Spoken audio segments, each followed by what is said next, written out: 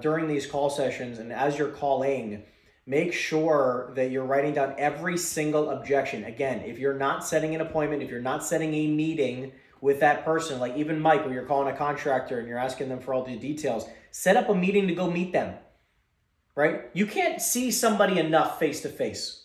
It's impossible, right? Go set up the next coffee meeting. Every time I'm with somebody, I set up the next meeting to go to meet with them face to face.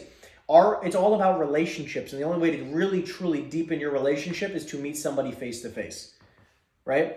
So always be setting up the next coffee meeting, and it doesn't have to be a dinner.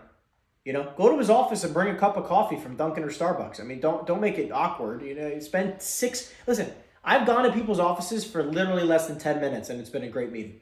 Just say hello, catch up. How are the kids? Be a friend. You know what I'm saying? Like, don't make it weird. It doesn't have to be always so professional.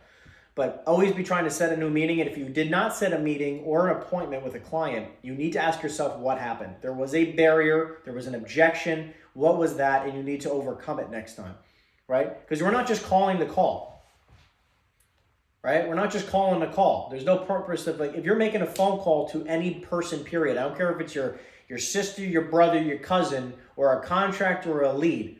If you're not setting an appointment or a time to meet with that person, right? I don't know what the purpose of the phone call was, right? Even before you call that person, you should say, my intention for this call is blank, right? To either set an appointment, set a meeting, right? Or to basically get a referral. And if you don't get one of those three things on that phone call, you didn't get the job done, right? And critique yourself. Like, okay, write down a note. Like, okay, I got a notepad here every time I'm calling, right? Called Sally, didn't get appointment. She hung up on me.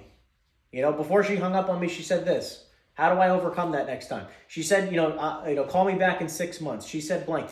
You need to learn how to quickly overcome those objections, right? Because by the way, you're going to get the same objection constantly for the rest of your career. So if you don't learn to overcome it now, you're going to constantly be getting it down the road. And every time that comes up, you're not going to know how to answer it, and you're not going to get that appointment. And then a skillful agent who understands how to handle that objection is then going to call them and get that appointment when it could have been you. Is that making sense?